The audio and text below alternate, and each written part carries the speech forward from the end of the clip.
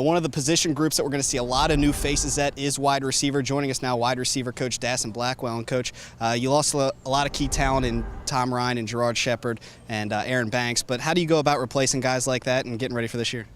It's basically the situation of making sure they understand scheme, understand how we do things, how when we have a double day, the first day of practice is the first morning practice is like the first and second quarter, and the PM session is like the third and the fourth quarter. You know, so it's just a lot of repetition, a lot of board work, a lot of tests, a lot of quizzes, and our older guys have basically have to mentor these young ones to get them up to speed. Some of these older guys like Spencer Wilkins, Leon Kennard, how are they trying to take on the leadership role with a lot of the younger guys in the group? By example and not so much by words. You know, just because you say a lot and speak a lot doesn't mean that you're the smartest individual in the room. Something that I'm trying to learn. But, you know, they take a big part in making sure that these younger guys understand, because they're going to continue the legacy and the winning tradition of what we're trying to do, you know, and that's why we break it down on family and playmakers and everything else. You know, we didn't really lose the Tom Ryans and everything else. They're just not playing for us. You know, they're still part of the family, but they're just not playing for us on Saturdays. Now, besides those two names that I just mentioned in Kennard and Wilkins, who are some of the other guys that fans can really look for to step up this year?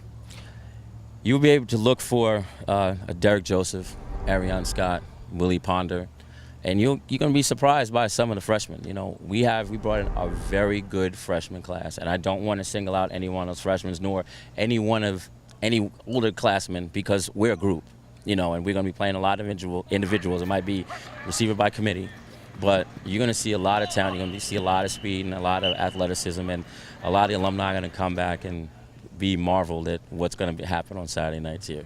Now, as a coach, is your coaching style a little different this year now that you have so many new faces?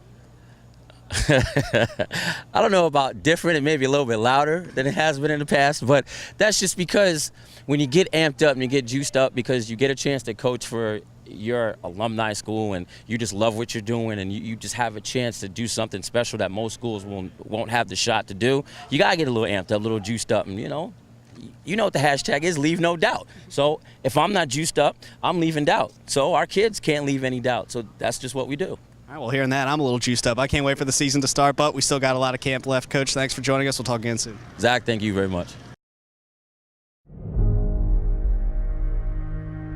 For me, it starts when my opponent is still sleeping.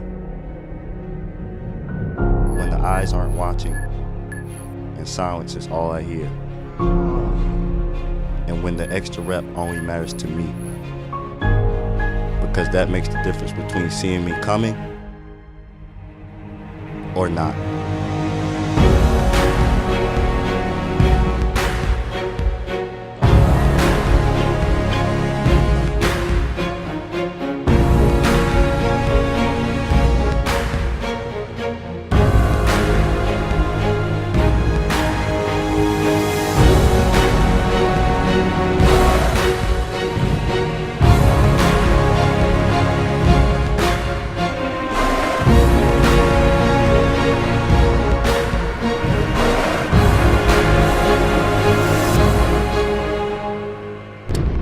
Are you ready?